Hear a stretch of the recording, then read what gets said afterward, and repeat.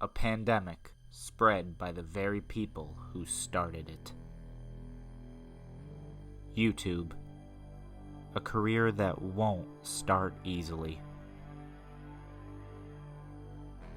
It's never content you start out making. It's the content that works. It's the content your viewers want. A career without a mask.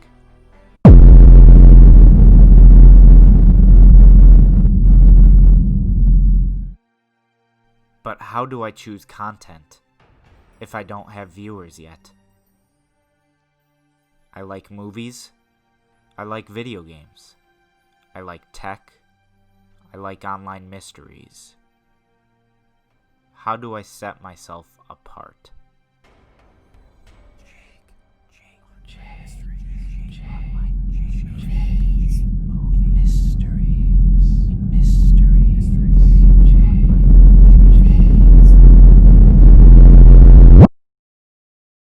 Maybe I don't.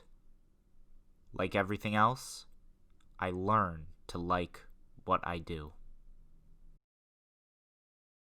Welcome to Insomnia Fuel.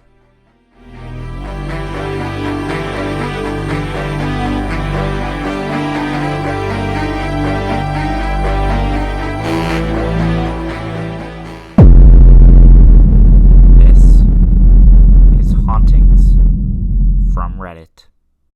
Bite-sized hauntings found on the internet for you to enjoy. Some time ago, this question was posted on the r/creepy subreddit. Have you ever encountered or thought you have seen a ghost? If so, what was the story behind it? So let's dive in.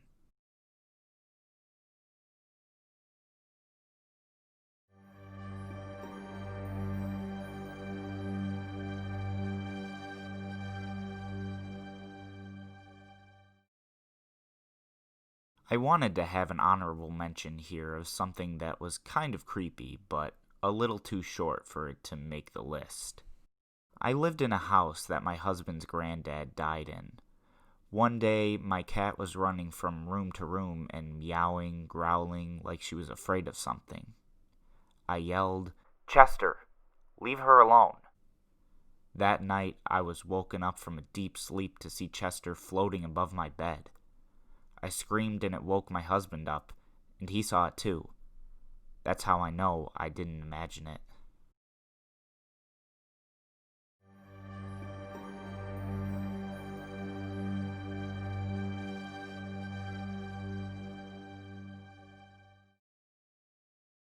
Now to the meat. So many weird things happened in the house that I grew up in, particularly my sister's/my old room when she moved out. She woke up once to a shadowy man figure dragging something across her room. I experienced sleep paralysis twice in my life, and both times in that room. Random music would play, and we couldn't find out where it was coming from. There was also a dead bird in the middle of the room once we came back from vacation. No windows or doors were open, so we really had no idea how it got in. Anyway, my mom believed us because she saw some strange things too, but my dad was a huge skeptic and would just try to dismiss it as our imagination. But about a year or so after we moved out, my parents were driving past the house with my 4-year-old nephew, and my mom pointed the house out to him and said something like, "Do you remember when we lived there and you would come to visit?" And he said something along the lines of, "I'm glad you got a new house. I didn't like the old man who lived there and would stand at the top of the stairs staring at me." Creepy stuff. My dad now admits he experienced some weird stuff too, but when my nephew said that, it confirmed to him that the house was indeed haunted. Now, it's one thing to think you see something yourself, but when someone you know says something that confirms what you believed, that's what's terrifying. The nephew clearly had no idea that the old man wasn't real.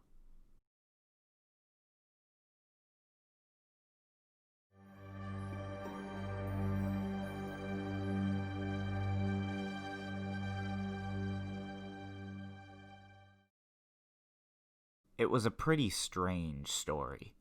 As I found out later, one of our neighbors died that night.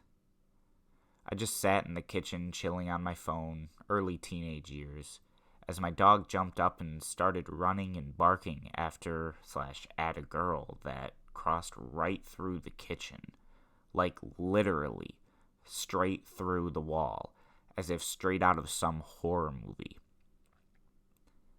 I was scared that night, and my mother barely managed to put me to sleep. I kept hearing footsteps moving through the hallway that night and just silently cried myself to sleep at some point. Anyway, fast forward to the next day, my mother, older brother, and me are on the way to get groceries. My brother seemed quite off all day already. 5 minutes into the car ride, he goes, "So when I came home yesterday at 1 a.m. and watched TV in the downstairs living room, I saw this girl stare at me from the corner of my eye. Every time I tried to look, she disappeared. I tried brushing it off, but when I laid in bed, I felt like someone kept caressing over my back. I feel like I'm going crazy." I asked him to describe the girl. Of course, there was no doubt it was the same girl, right? We managed to just try and brush it off until my mother came home a week later after the neighbor's funeral, pale as chalk, just silently saying that the girl we described looked exactly like our neighbor on her childhood pictures. My parents had the house baptized 3 times after that. This one is not only frightening, but it's also very believable. I myself know someone who had a similar experience when a family member died. OP certainly has a leg to stand on here.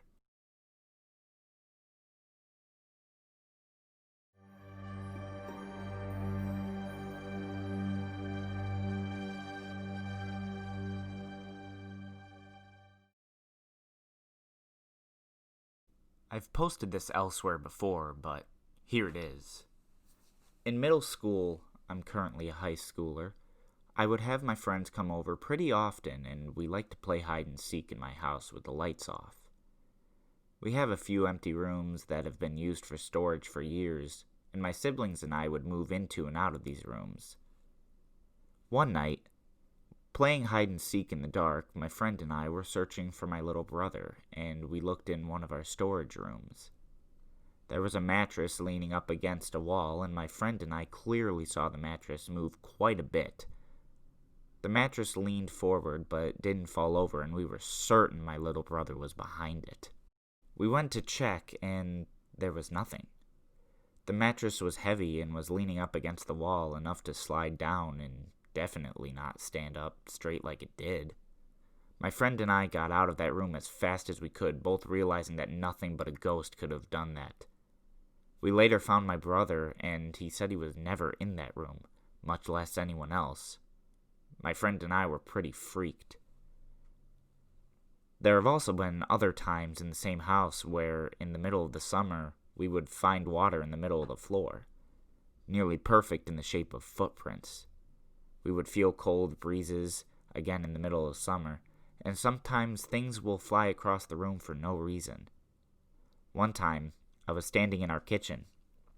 I heard someone whisper in my ear and touch my shoulders, so I spun around and saw absolutely nothing and nobody. Again, in the middle of summer. I was so scared that I felt like crying. My family has a history of being followed by ghosts. My older brother, who's in his 30s, has a little boy ghost that follows him named Charlie. Charlie is a little industrial-age boy who looks like he worked in a factory over 100 years ago. Charlie likes to turn the stove on, turn furniture on its ends, and in one instance even stacked all of his furniture on top of each other. Hide and seek, an innocent game, until you find what you were never looking for.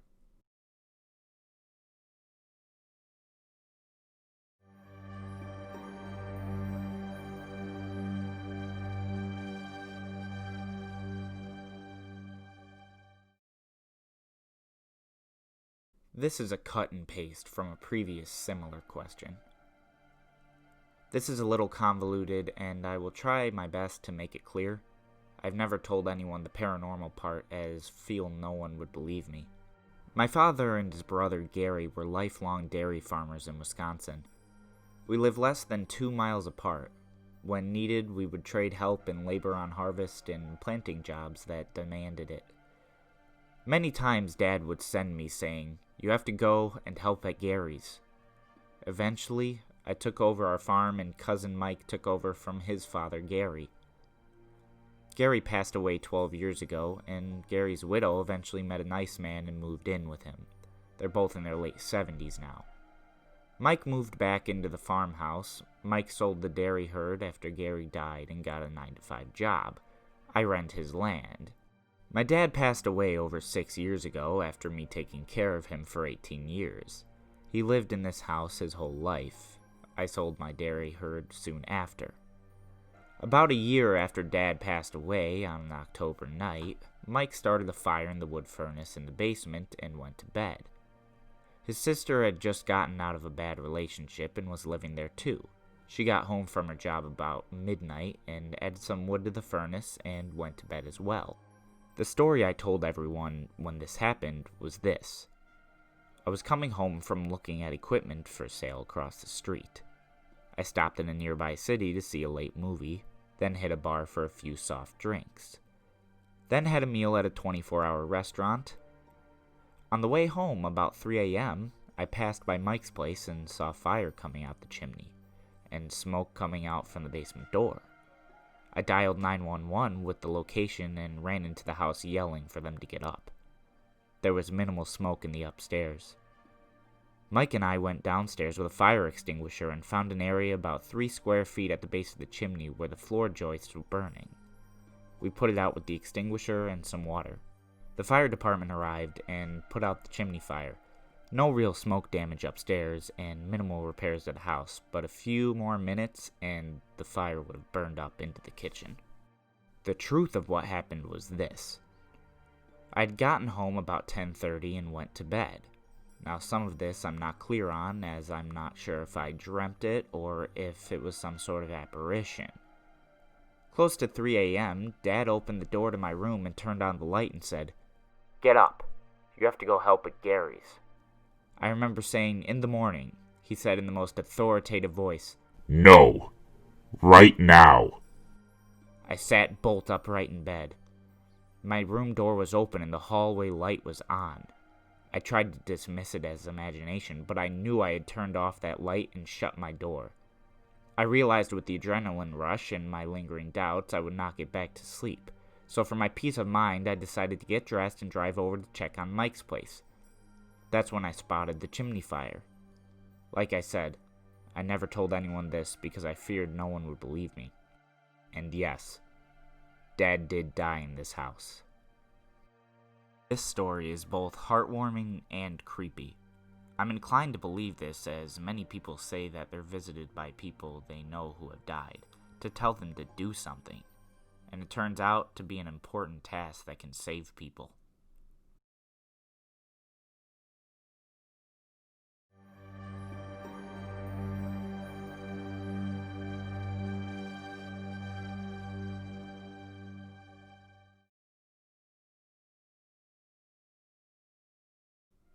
I'll start off by saying I'm still not sure what happened or how to even explain this, but this happened over the course of a few nights a couple of years ago when my sister was a teenager and I was in college, and both nights we were the only 2 people home. Our mom is a night shift nurse. This was back when everyone was playing that Charlie Charlie game with the pencils and paper. Now, I'm a skeptical believer. Like, I need absolute proof that something happened and can't be faked before I believe it. Like, I believe maybe 10% of ghost stories and think the other 90% are bullshit. After this happened, though, I'm still not sure if I'm more of a believer or not, but I still can't explain it. My sister wanted to play one night when it was just me and her at home, and since we were bored, I agreed. We laughed at a bunch of YouTube spoof videos and then played our own game. Nothing happened, so we went to bed and our night was uneventful. My room was right next to my sister's, and my bathroom wall was on the other side of one of her walls, if that makes sense. Well, the night after we played, I was in the bathroom getting ready for bed, and I heard a loud crash. It sounded like a bunch of stuff falling, and then I heard what sounded like a girl crying. Now, my sister had a bunch of photos and knickknacks on her nightstand, and she's been known to sleepwalk. So my first thought was she fell out of her bed and knocked everything over. I go open her door and I see nothing. There's nothing on the floor. All of her stuff was still in place on the nightstand, and she was all the way on the other side of the bed, completely passed out. I said her name a few times and she never woke up, so I just closed her door and went to bed. I told her about the next morning, and we both just kind of laughed it off and moved on. A few nights later, I had gone out with some friends to see a late movie. I got home around 2 a.m. and got ready for bed, and then laid in bed for a little while, texting my friend about the movie. Suddenly, my door burst open, and I see my sister standing there, giving me this weird look. I asked her if something was wrong, because she just looked like she had seen a ghost. She goes, "No, I'm fine?" Like it was a question. I just said, "Oh, okay." And she went back to bed, and that was that. The next morning, I asked her again if she was okay, and she said she didn't want to talk about it. I pressed her, and she finally told me that she heard her bedroom door open, and saw me standing in her doorway just looking at her. It creeped her out, so she kept saying my name, and I never responded. I just closed her door slowly. She, thinking she was going to catch me, jumped out of bed and busted open my door. That's when she realized, by the way, I was laying in bed and texting. I couldn't have had enough time to get in that position and start texting on my phone before she opened the door, because our rooms are so close to each other. She definitely would have caught me jumping into bed or something. And that's why she was so freaked out, because we were the only two home, and she knew it wasn't me that opened her door. Just like I knew it wasn't her that I heard crying a few nights before. So who was it? We still don't know what happened or how to even rationally explain it. I don't believe that game had anything to do with what happened, because I know the game is not real and was only made up for the movie, The Gallows, as a way to promote it. But it was a weird coincidence. I'm open to hearing any explanation you guys have to offer if anyone reads through this whole thing. My sister still won't talk about those 2 nights. She was so freaked out about it. This is probably the creepiest story. Now, I don't know about you, but this is truly terrifying. I can't even imagine what it must have been like for his sister to witness that. I hope that nothing has happened since then. Some hauntings are just truly terrifying.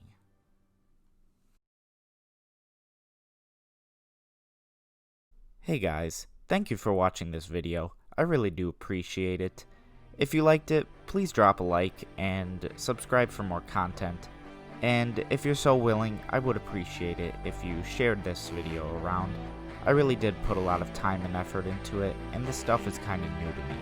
So, please share it around if you can. And I'll see you guys in the next video. And I hope you'll come back and visit again. Back to Insomnia Fuel.